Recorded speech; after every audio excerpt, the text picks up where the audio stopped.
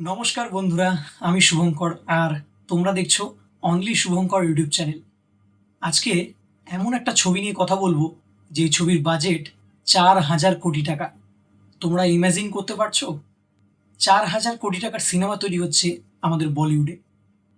এটা একটা মাইথোলজিক্যাল ছবি এবং এই ছবিটা একটা হিস্টোরি ক্রিয়েট করতে চলেছে, একটা ইতিহাস গড়তে চলেছে। এই ছবিটা তৈরি হতে চলেছে আমাদের সবার প্রিয় রামায়ণকে নিয়ে এবং এই ছবির মুখ্য চরিত্রে রয়েছে বলিউডের সুপারস্টার রণবীর কাপুর। আপনারা সবাই তাকে চেনেন, তার জন্য নতুন করে আর ইন্ট্রোডিউস করার কোনো প্রয়োজন নেই আশা করি।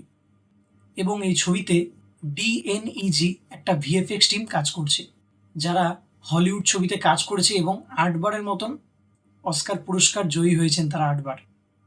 তো তোমরা বুঝতেই পারছো আমি কোন ছবির কথা বলছি, রামায়ণা পার্ট 1। তো রামের একটা ইন্ট্রোডিউস ভিডিও তারা আপলোড করেছে, সেটা নিয়ে আজকে আমি সবিস্তারে আলোচনা করব এবং ভিডিওর মধ্যে তোমরা অনেক কিছু ইনফরমেশন পাবে। তো ভিডিওটা তোমরা শেষ অবধি সাথে থাকো, কারণ ভিডিওটা খুব ইন্টারেস্টিং হতে চলেছে। তো এখন আমি কথা বলবো রামায়ণা পার্ট 1 নিয়ে। এটি একটি ফ্যান্টাসি বা ড্রামা মুভি বলা যেতে পারে এবং এই ছবিটা পুরোপুরি একটা মাইথোলজিক্যাল ছবি, মানে পুরাণ দেবদেবীর গল্প। এই ছবির ডিরেক্টর রয়েছে নিতেশ তিওয়ারি। এই নিতেশ তিওয়ারির প্রচুর ফেমাস মুভি রয়েছে, যেরকম চিল্লার পার্টি, ভূতনাথ রিটার্নস, কিল দিল, দঙ্গল, ছিচড়ে। এই ধরনের মুভি তিনি ডিরেক্ট করেছেন। এছাড়া তিনি ন্যাশনাল ফিল্ম অ্যাওয়ার্ডও পেয়েছিলেন best story, best dialogue, best director এবং বেস্ট স্ক্রিন প্লের জন্য। এছাড়া এই ছবির প্রডিউসার রয়েছে নমিত মালহোত্রা, যিনি ব্রহ্মাস্ত্র পার্ট 1 প্রডিউস করেছিলেন। এবং এই ছবির মিউজিক ডিরেক্টর রয়েছে দুজন বিখ্যাত মানুষ। একজন রয়েছে হ্যান্স জিমার, মানে world famous film music composer, যিনি জার্মান ফিল্ম কম্পোজার এবং মিউজিক প্রডিউসার হিসেবে বিখ্যাত। এছাড়া তিনি হলিউড মুভিতে মিউজিক দেন।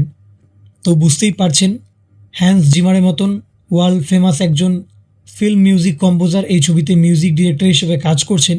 এবং তার সঙ্গে রয়েছেন আর রহমান। আপনারা তাকে সবাই চেনেন, উনি Indian legendary music composer, Bollywood plus হলিউডেও কাজ করেছেন। এছাড়া আর রহমান অস্কার উইনার একজন রয়েছে তার স্লামডগ মিলিয়নিয়ার গানটার জন্য। এছাড়া তিনি সবথেকে বেশি ফেমাস তার সোলফুল প্লাস ইউনিক মিউজিকের জন্য। আর রহমানকে আমরা ইন্ডিয়ার মিউজিক জিনিয়াস বলতে পারি। এই ছবির কাস্টিংয়ে প্রচুর মানুষ রয়েছে। কিছু মানুষের নাম আমি শেয়ার করছি, যেরকম এই ছবির মুখ্য চরিত্রে বা প্রধান ক্যারেক্টারে রয়েছে রণবীর কাপুর, যিনি এখানে শ্রীরামের ভূমিকায় অভিনয় করছেন, এবং রবি দুবে, যিনি লক্ষ্মণের ক্যারেক্টারটা করছেন। এবং তারপর রয়েছে সাই পল্লবী, আপনারা তাকে সবাই চেনেন, তিনি সাউথের একজন অ্যাক্ট্রেস। তিনি এখানে মা সীতার ক্যারেক্টার প্লে করছেন। এবং সানি দেওয়াল রয়েছে এই ছবিতে। সানি দেওয়ালকে আমরা এই ছবিতে দেখতে পারবো হনুমানজি রূপে। এছাড়া এই ছবিতে সবথেকে যেটা ধামাকাদার হতে চলেছে সেটা হচ্ছে এই ছবিতে আমরা ইয়াশ, মানে কেজিএফের যে অ্যাক্টর রয়েছে ইয়াশ, তাকে আমরা রাবণের চরিত্রে দেখতে পারবো এই ছবিতে। এছাড়া এই ছবিতে জটায়ু হিসাবে আমরা দেখতে পারবো অমিতাভ বচ্চনকে। এবং তারপর আরও কিছু মানুষ রয়েছে, যেরকম লারা দত্ত এই ছবিতে রয়েছে কৈকি হিসাবে।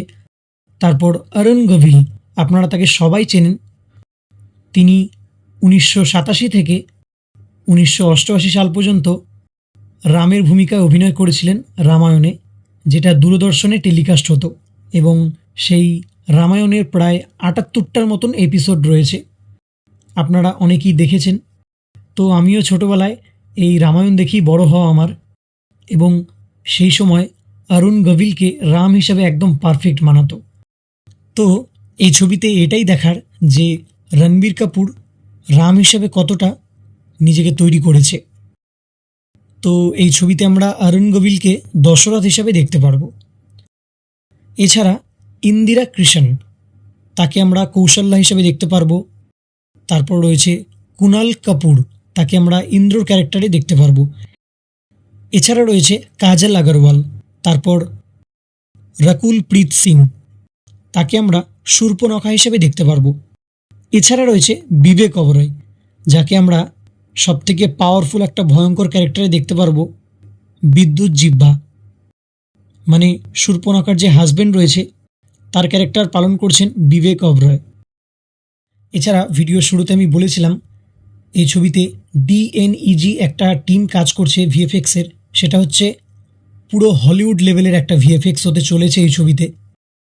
সেই কোম্পানির নাম হচ্ছে ডিএনইজি, এবং এই ডিএনইজি প্রায় 8বার অস্কার উইনার হয়েছিলেন। এছাড়া এই ছবিটি 2026-এ দিওয়ালির সময় রিলিজ করার কথা রয়েছে। এছাড়া পুরো ছবিতে ন্যারেটরের ভয়েস দিচ্ছেন অমিতাভ বচ্চন। এবং এই ছবির কনস্ট্রাকশন রয়েছে দুটো প্রোডাকশন, একটা রয়েছে প্রাইম ফোকাস স্টুডিওস এবং মনস্টার মাইন্ড ক্রিয়েশনস। এছাড়া এই ছবির বাজেট রয়েছে প্রায় 2600 থেকে 4000 কোটি টাকার মতন, যেটা ভারতীয় সিনেমাতে একটা ইতিহাস তৈরি করতে চলেছে। এবং তোমাদেরকে আমি আরও কিছু ইনফরমেশন দিতে চাই, সেটা হচ্ছে এই ছবিটি একটা 3D মুভি হতে চলেছে। এছাড়া এই ছবির যে মোটিভ সেটা হচ্ছে ইন্ডিয়ান কালচার যে রয়েছে সেই ইন্ডিয়ান কালচারকে পুরো ওয়ার্ল্ডে কীভাবে গ্র্যান্ডভাবে দেখানো যায়। এবং এই ছবির শুটিংয়ের তাদের সেট যাতে লিক না হয় তার জন্য সমস্ত যারা টেকনিশিয়ান কাজ করেছে তাদের পুরোপুরি স্ট্রিক্ট রুলস করে দিয়েছে যে ফোন অ্যালাউ হবে না। এছাড়া এই ছবিতে 200+ আর্টিস্ট ওয়ার্ল্ড ওয়াইড কাজ করছে। হলিউডের যে আফতার মুভি রয়েছে তার মতো লেভেল ফলো করছে। এবং এই ছবিতে ডেমন্স, অ্যানিম্যাল, ম্যাজিক্যাল ওয়ার্ল্ড সব হাই গ্রাফিক্সে দেখানো হবে। এই ছবির টার্গেট রয়েছে ইন্ডিয়া প্লাস ওয়ার্ল্ডের যে অডিয়েন্স রয়েছে সবার কাছে যাতে পৌঁছায় এই ছবিটা। তো এখন আমরা কথা বলবো সেই ভিডিওটা নিয়ে, রামা ইন্ট্রোডিউস ভিডিও। তো প্রথমেই আমরা দেখতে পাচ্ছি একটা ড্র্যাগন এবং একটা ওয়ারের সিন। সত্যি সিনটা দেখে আলাদাই একটা ভাইব দিচ্ছে। যখন আমরা বড় পর্দায় সিনটা দেখতে পারবো, আলাদা রকম একটা মুভমেন্ট এবং সিনগুলো সত্যি একদম পিওর ন্যাচারাল মনে হবে আমাদের কাছে। এবং তারপরে রামের এই যে ফার্স্ট লুকটা রয়েছে রণবীরের, সত্যি অসাধারণ লাগছে। এবং সেখানে একটা লেখা দেখাচ্ছে যে he is always the answer, ruling hour hertz for ever 500 years. সত্যি রাম আমাদের মনে সর্বদা রয়েছে, 5000 বছর ধরে রাজত্ব করছে এবং তিনি সমস্ত অ্যান্সার দেবে এবার। তো লাইনগুলো খুব সুন্দরভাবে ডেকোরেট করেছে। এবং এই যে তোমরা সিনটা দেখতে পাচ্ছ, ফুল দিয়ে সম্মান জানাচ্ছে রামকে, সত্যি অসাধারণভাবে সেটটা বানানো হয়েছে, একদম পুরো রিয়েল মনে হচ্ছে। এবং আশেপাশের যে সেটটা রয়েছে একদম মনেই হচ্ছে না যে এটা কোনো আর্টিফিশিয়াল বা কিছু, একদম রিয়েল মনে হচ্ছে। তারপরে এই যে সিনটা তোমরা দেখতে পাচ্ছ, লাফিয়ে একটা গাছ থেকে অন্য গাছে যাচ্ছে, সত্যি মনে হচ্ছে সেই ওয়ার্ল্ডে আমরা ঢুকে গেছি। এই রকম একটা তারা ভিএফএক্সের মাধ্যমে আমাদের দেখাতে চলেছে। আর এই যে দানবটাকে তোমরা দেখতে পাচ্ছ একদম অরিজিনাল মনে হচ্ছে, মনে হচ্ছে সেই দানবদের ওয়ার্ল্ডে আমরা পৌঁছে গেছি। এবং এই যে তোমরা সিনটা দেখতে পাচ্ছ, রাম অর্থাৎ রণবীর কাপুর একটা ধনুক দিয়ে শিকার করছে একটা হরিণকে। তো সত্যি আলাদা লেভেলের সিনটা লাগছে দেখতে। এবং পিছনের যে ব্যাকগ্রাউন্ডটাও রয়েছে সেটাও একদম পিওর ন্যাচারাল মনে হচ্ছে। তারপর এই যে সিনটা রয়েছে, ওফ, এই সিনটা সব থেকে বেশি আমার ফেভারিট সিন এই পুরো ভিডিওর মধ্যে। ঝর্ণার সামনে দাঁড়িয়ে আছে এবং প্রণাম করছে। সত্যি এই ধরনের ভিএফএক্স যখন আমরা বড় পর্দায় দেখব, এটার একটা আলাদাই ভাইব কাজ করবে যখন আমরা থিয়েটারে এই ছবিটা দেখব। এই ছবিটা মোবাইল বা ছোট পর্দায় দেখলে কখনোই এই ছবির আলাদা এনজয়মেন্ট আমরা পাবো না, কারণ এটা একটা বিগ স্কেলের ছবি। তারপর এই যে তোমরা সিনটা দেখতে পাচ্ছ, রাম, লক্ষ্মণ, সীতা তারা একসাথে কোনো রাজার ঘরে প্রবেশ করছে এবং আশেপাশের লোকেশন এবং রাজার সভা বসে আছে, একদম রিয়েলভাবে দেখানো হয়েছে, একদম পুরো রিয়েল মনে হচ্ছে। পুরো সেটটা সত্যি পারফেক্টভাবে বানিয়েছে। এবং তারপর তোমরা এই যে সিনটা দেখতে পারছো, রাম লক্ষ্মণ সীতা এবং তার সামনের দিকে অনেক লোকজন, এবং সেখানে একটা পুরো ডার্ক মোড তারা করার চেষ্টা করেছে, এবং পাশে সামনে তাদের একটা মশাল জ্বলছে, সেই মশালের আলোটাই তাদের মুখে রিফ্লেক্ট হচ্ছে এবং তাদেরকে দেখা যাচ্ছে। তো আলোর জন্য তাদের চেহারাগুলো বোঝা যাচ্ছে তিনজনের। তো এই জিনিসটাকে তারা সুন্দরভাবে ডিজাইন করেছে। আর এই যে তোমরা দেখতে পারছো রথ সিংহাসনের চাকা, একদম পারফেক্ট। তখনকার দিনের চাকাগুলো এই ধরনেরই ছিল। তো সেই জিনিসটাকেই তারা সুন্দরভাবে ফুটিয়ে তোলার চেষ্টা করেছে। এবং তারপরে আমরা দেখতে পাচ্ছি রণবীরের ফেসটা রিভিল হচ্ছে এবং একদম পিওর তাকে অরিজিনাল রামের লুক মনে হচ্ছে। এবং যখন আমরা দূরদর্শনে রামায়ণে অরুণ গোভিলকে দেখেছিলাম 1987 সালে রাম হিসাবে, ঠিক তার মতনই কোথাও যেন একদম অরিজিনাল রাম মনে হচ্ছে। কারণ যখন দূরদর্শনে রামায়ণ হতো 1987 সালে, তখন সেই সময় অরুণ গোভিলের প্রচুর প্রশংসা হয়েছিল এই রামায়ণের জন্য। তাকে রাম হিসাবে একদম পারফেক্ট মানিয়েছিল এবং দর্শকদের মনে কোথাও তিনি একটা এখনও রাম হয়েই বেঁচে আছেন। এবং এখানে রণবীর কাপুরকে মনেই হচ্ছে না কোনো মেকআপ, কোনো আর্টিফিশিয়াল কিছু, একদম রিয়েল অরিজিনাল তার ড্রেস আপ মনে হচ্ছে। আর তোমরা এই যে সিনটা দেখতে পাচ্ছ, রামের পুরো ক্লিন শেপ, ঠিক আছে, বিশেষ করে মাথার চুলটার জন্য একদম অরিজিনাল রাম ফিল দিচ্ছে। তো এই সিনটা যখন আমরা বড় পর্দায় দেখব, আলাদাই একটা ভাইব ক্রিয়েট করবে। এবং পুরো একটা ছবিতে ডার্ক মোড তারা সেট করেছে এবং একটা ওয়ার্ম ভাব রয়েছে পুরো ছবিটার মধ্যে। এবং এই সিনটার মধ্যে যে নেচারটা আমরা দেখতে পাচ্ছি, তখনকার দিনে নেচার কীরকম ধরনের ছিল সেই জিনিসগুলো তারা এই ছবিতে ব্যবহার করেছে। হেভি লাগছে। তারপরে এই যে তোমরা সিনটা দেখতে পাচ্ছ, রামকে চেস করছে কোনো একটা দানব, এবং পুরো ভিএফএক্সের মাধ্যমে খুব সুন্দর করে দেখানো হয়েছে। এবং এই যে সিনটা রয়েছে, এখানে একটা অস্ত্র হুট করে চলে আসে, হয়তো কোনো একটা যুদ্ধ হবে, তো সেখানে কোনো একটা অস্ত্র হুট করে চলে আসে এবং সেটা রণবীর কাপুর ধরে, মানে আমাদের রাম ধরে সেটাকে আবার ঘুরিয়ে রাখে। তো আলাদা একটা স্টাইলে ঘুরিয়ে রাখলো, সেই জিনিসটা আমার খুব ভালো লেগেছে সিনটা দেখে। এবং এই সিনটা নিয়ে প্রচুর লোকজন সমালোচনা করছে, তবে আশা রাখছি যখন এই সিনেমাটা তারা বড় পর্দায় দেখবে, তাদের আলাদা কোথাও একটা ভালোবাসা তৈরি হবে। একটা সিন দেখে বা ছোটো একটা ক্লিপ দেখে আমরা একটা গোটা সিনেমাকে কখনোই বিচার করতে পারি না। তো এই ছবির সিনগুলো দেখে মনে হচ্ছে রণবীর কাপুর খুব একদম প্রপারভাবে অস্ত্র চালানো শিখেছে, রামের ক্যারেক্টারটা প্লে করার জন্য খুব সুন্দরভাবে নিজেকে ডিজাইন করেছে। তারপর এই যে তোমরা সিনটা দেখতে পারছো, এই সিনটাতে হুট করে রাম বলে ডাকছে একজন, ঠিক আছে, রণবীর কাপুরকে একজন পিছন থেকে ডাকছে, এবং তখনই রণবীর কাপুর পিছন ঘুরে দেখে এবং তার ফেসটা পুরো একদম আগেকার লুক সেই রকম একটা তারা রেখেছে।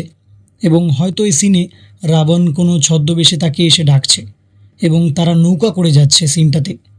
যখন এই ছবির টিজার বা ট্রেলার আসবে, তখন আমরা আরও বিস্তারে এই জিনিসগুলো আলোচনা করতে পারবো। এছাড়া এই ছবির যে রামায়ণ আর যে টেক্সটটা রয়েছে, যে নেম টেক্সট, খুব সুন্দরভাবে 3D স্টাইলে তারা বানিয়েছে এবং খুব সুন্দরভাবে নিচে লেখা রয়েছে আওয়ার ট্রুথ আওয়ার হিস্ট্রি, মানে আমাদের সত্যতা এবং আমাদের ইতিহাস। তো এই জিনিসগুলো তারা তুলে ধরার চেষ্টা করেছে ছবির মাধ্যমে, তো সেটাও তারা মেনশন করেছে নামের মধ্যে। এবং এই ভিডিওর লাস্ট একটা সিন রয়েছে, সেটা হচ্ছে ইয়াশের গ্লিমস রয়েছে। সেখানে ইয়াশ মানে রাবণ যে ক্যারেক্টারটা প্লে করেছে, রাবণের ছোট্ট একটা গ্লিমস তারা দেখাবে, বাট সেখানে কোনো ফেস রিভিল করবে না। যখন আমরা ইয়াশের ফেস রিভিল ভিডিওটা পাবো, সেখানে আমরা পুরোপুরিভাবে ইয়াশকে দেখতে পারবো রাবণের লুকে। তো তারা জাস্ট হালকা একটা টাচ দিয়েছে। এবং এই ছবির লাস্টে তারা মেনশন করেছে ফিল্মড ফর আইম্যাক্স, মানে এই ছবিটা পুরোপুরি আইম্যাক্সে দেখার জন্য একটা ছবি, সেইভাবেই তারা শ্যুট করেছে, সেই রকম ক্যামেরা দিয়ে তাদের শ্যুট হয়েছে। এছাড়া এই ছবিটার পার্ট 1 রিলিজ হচ্ছে দিওয়ালি 2026, এবং এই ছবির পার্ট 2ও আসবে। সেই পার্ট 2 রিলিজ হবে 2027 দিওয়ালিতে। আর এই যে তোমাদের বললাম আইম্যাক্স, এই আইম্যাক্সটা অ্যাকচুয়ালি কী? তো এই আইম্যাক্সের কিছু স্পেশালিটি রয়েছে, যেরকম সেখানে তোমরা একটা বিগ স্ক্রিন দেখতে পারবে, এবং সেই স্ক্রিনের অ্যাসপেক্ট রেশিও যেটা বলে, সেটা উপর নিচে স্ক্রিন বেশি থাকবে এবং কাট কম থাকবে, এবং পিকচার কোয়ালিটি পুরো একদম শার্প থাকবে। এছাড়া কালার এবং ব্রাইটনেস বেটার থাকবে। তাছাড়া থিয়েটারের মধ্যে একটা পুরো পাওয়ার সাউন্ড তোমরা শুনতে পারবে, ব্যাস প্লাস একটা সারাউন্ডিং সাউন্ড চলবে। এছাড়া এই ছবিটা যখন তোমরা আইম্যাক্সে দেখবে সেখানে তোমরা বুঝতে পারবে ক্যামেরার যে মুভমেন্টগুলো আছে সেগুলো তোমরা অ্যাকচুয়ালি ফিল করতে পারবে, ঠিক আছে? এবং অ্যাকশন যে সিনগুলো রয়েছে সেগুলো একদম বেশি রিয়েল মনে হবে। তো এই ছিল আজকের আমার ওপিনিয়ন এবং রিভিউ। তো বন্ধুরা, ভিডিওটা তোমাদের কেমন লাগলো অবশ্যই কমেন্টস করে জানাও, এবং ভিডিওটা ভালো লাগলে শেয়ার করতে ভুলো না। আর আমার চ্যানেলে তুমি যদি নতুন কোনো দর্শক হয়ে থাকো তাহলে অবশ্যই চ্যানেলটিকে সাবস্ক্রাইব করে দিও। আবারও দেখা হচ্ছে পরবর্তী কোনো ভিডিওতে। আজকের মতো টাটা।